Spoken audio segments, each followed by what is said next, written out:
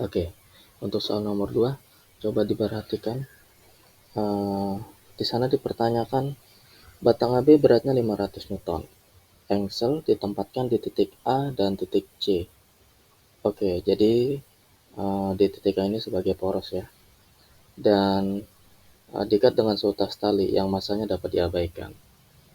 Di sini dipertanyakan yang poin A, jika sistem dalam keadaan setimbang, maka berapa nilai dari tegangan tali, gaya normal di titik A, dan gaya gesek terhadap dinding. Nah, langkah pertama, kita buka komponen-komponen gayanya dulu ya teman-teman.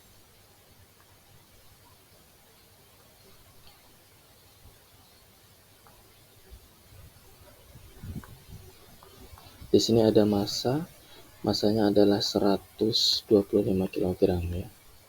Dari massa nanti kita bisa peroleh nilai gaya berat dari benda yang rumusnya W sama dengan mg. Masanya adalah 125 kg. Kemudian percepatan gravitasinya sebesar 10 ya, meter per second kuadrat. Berarti kita bisa tentukan nilai dari gaya berat ini 1250 Newton. Nah, kemudian ada sudut sebesar 53 derajat yang berpusat di titik A, dan B, katakanlah di sini C adalah 2/5 L. Nah, di sini dia bilang besarnya 2/5 L ya. Dan ada tegangan tali ke arah kiri ya teman-teman. Sebelah sini ada dinding. Nah, kita anggap batang AB ini sebagai vektor ya. Maka vektor dari AB akan membentuk dua sudut ke arah X dan ke arah Y. Ke arah X dia ke arah kanan, kita sebut saja sebagai NA. NA ini merupakan konsekuensi gaya dari dinding ya. Jadi dia gaya normal yang arahnya tegak lurus terhadap dinding. Kemudian ke bagian atas ada gaya gesek terhadap dinding ya. Kita sebut saja di sini FA ya teman-teman. Terus AB ini mempunyai berat yang tepatnya ada di tengah-tengah dari panjang AB ya. Kita sebut saja di sini berat AB. Kemudian udah semua ya. Nah, ini komponen-komponen gayanya sudah kita buka. Terus yang poin A yang ditanya adalah tegangan tali.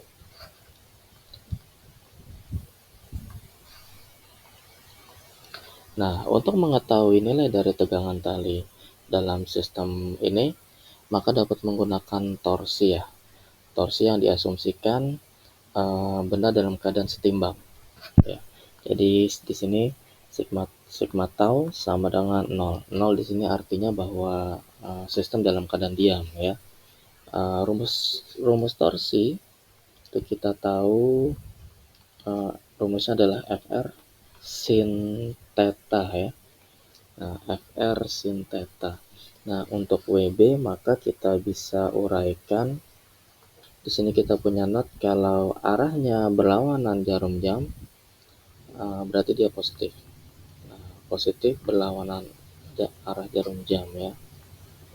Berlawanan arah jarum jam. Dan nanti akan dikatakan negatif apabila dia searah jarum jam ya.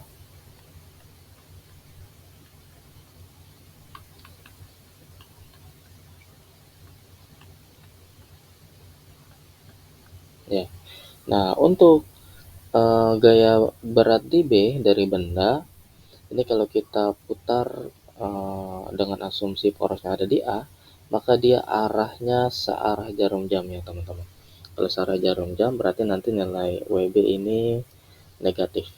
Dan nilai R atau jaraknya atau panjangnya, dia itu arahnya tegak lurus terhadap gaya yang bekerja pada benda tersebut ya. Ini gaya beratnya ke arah bawah. Berarti yang tegak lurus adalah antara A, nah ini ke arah bawah. Misalkan di sini ada titik O gitu ya, maka nilai R-nya adalah jarak dari A ke O, ya, dari A ke O. Nah, dari A ke O nanti berlaku siku-siku ya, dia punya siku-siku di arah sini. Untuk mendapatkan nilai AO, maka bisa menggunakan rumus cos. Cos yang diporoskan dengan sudut 53 ya. Ya, cosnya nanti bernilai cos theta sama dengan AO per AB ya. Nah, AO sama dengan AB cos 53 teman-teman ya. Jadi di sini AB itu dia kita sebut aja panjangnya L ya. Panjangnya L, terus cos theta, cosnya sebesar 53 derajat. Nah, gitu ya. Kemudian dari gaya berat juga, gaya berat dari batang AB ya, dia arahnya juga searah jarum jam, berarti dia bernilai negatif ya teman-teman. Ya, oke. Dengan nilai R, kalau kita ambil tegak lurus dari sistem ini ya, maka dia ini titik pusatnya di sini. Nah, di sini kita anggap aja apa nih? M ya. AM itu cos theta cos 53 sama dengan AM per setengah panjang AB atau setengah L. Ya, jadi dia pakai rumus cos lagi ya teman-teman. Mirip seperti yang ada di masa benda B. Nah, ini sebesar setengah L cos 53 derajat. Nah, kemudian yang terakhir ada gaya yang disebabkan oleh tegangan tali ya. Tegangan tali ke arah kiri. Ke arah kiri yang berarti arahnya berlawanan jarum jam. Kalau berlawanan arah jarum jam, maka nilai dari tegangan talinya positif ya. P dan R, jarak yang dimaksud adalah jarak yang tegak lurus. Berarti kalau di sini kita asumsikan ada nilai titik poin N, maka R yang dimaksud adalah A ke N ya. A ke N. Nah, ini 53, berarti di sini bisa kita asumsikan juga 53 derajat ya di seberangnya ya. Ya. Jadi kalau di sini 53, maka di sini 53 derajat. Ya masih setara ya. Kemudian untuk mencari AN, kita bisa menggunakan rumus sin. Jadi sin 53 sama dengan AN per sisi miring. Sisi miringnya adalah 3/5 L ya. 3/5 L. Karena ini udah 2/5 L, berarti sisanya 3/5 L.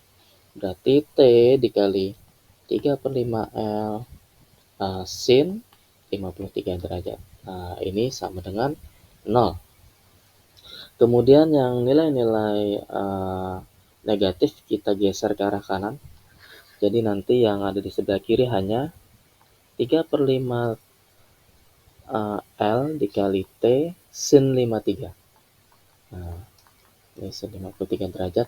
Kemudian min WB L cos 53 kita geser ke kanan. Jadi positif ya. Jadi WB L cos 53 derajat. Nah, yang WAB juga kita geser. Maka nilainya jadi setengah WAB ya. Setengah WAB. Setengah WAB L cos 53 derajat.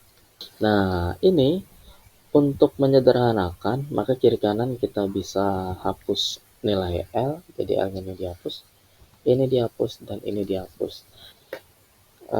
Kita buka dulu sin 53-nya teman-teman. Ini 3/5 dikali sin 53 ya. Sin 53 itu ya, sin 53 itu 4/5. Ini kita note di bagian atas ya.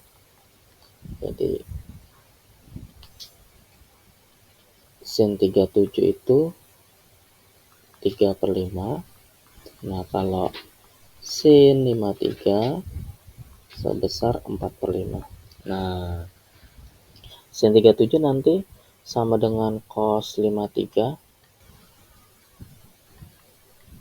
dan sin 53 sama dengan cos 37. Nah, ini notnya ya teman-teman. Berarti sin 53 tadi berapa? Nilainya adalah 4/5 dikali T. Nah, kemudian WB kita tadi peroleh nilai dari bendanya ya sebesar 1250 Newton. Nah, ini nilai dari WB ya teman-teman ya. B 1250 Newton. Nah, dikali cos 53. Cos 53 adalah senilai 3/5. Ya, kemudian ditambah setengah WAB. WAB beratnya adalah 500 Newton. Ini berat AB. Terus dikali cos 53. Cos 53 tadi 3/5 ya. Ini menjadi 12/25 T sama dengan 1250 dikali 3 dibagi 5 ya. Nilainya 750. Nah, kemudian setengah kali 500 dikali 3 dibagi 5, nilainya 150 ya teman-teman. Nah, ini agar bentuknya menjadi sederhana, kita jumlahkan aja ya. 750 ditambah 150, 900. Kemudian tinggal kita kali silang aja. 900 kali 25/12. Berarti nilai T sebesar 1875 Newton ya teman-teman. Kemudian soal berlanjut ke poin B. Nah, di poin B dia mempertanyakan berapa nilai gaya normal di titik A yang ditanya NA. Nah, untuk mencari NA, maka kita bisa menggunakan resultan vektor dari sumbu X ya. Jadi kalau kita amati sumbu X, maka resultan vektor dari sumbu X ya sama dengan 0. Kenapa 0? Karena sistem dalam keadaan setimbang atau diam ya. Nah, kita jumlahkan semua vektor yang ada terkait dengan sumbu X, ada NA ke sebelah kanan, dikurang dengan T sama dengan 0 ya, atau NA sama dengan T. Nah, nilai T sudah kita dapatkan tadi sebesar 1875 Newton ya. Nah, untuk poin C, untuk menemukan geogesek terhadap dinding atau nilai FA, maka kita bisa mengamati terhadap sumbu Y. Kita jumlahkan semua resultan vektor yang berhubungan dengan sumbu Y, yaitu ada FA ke arah atas. Ini sigma FY sama dengan 0 ya, karena bendanya diam. Ada FA ke arah atas dikurang WAB, berat dari batangnya, dikurang WB, berat dari bendanya, sama dengan 0. Atau FA sama dengan WAB ditambah WB ya. FA sama dengan nilai dari WAB tadi 500 Newton dan nilai dari WB adalah sebesar 1250 Newton. Berarti kita bisa temukan nilai dari gaya gesek ke atasnya ya, FA-nya, yaitu sebesar 1750 Newton.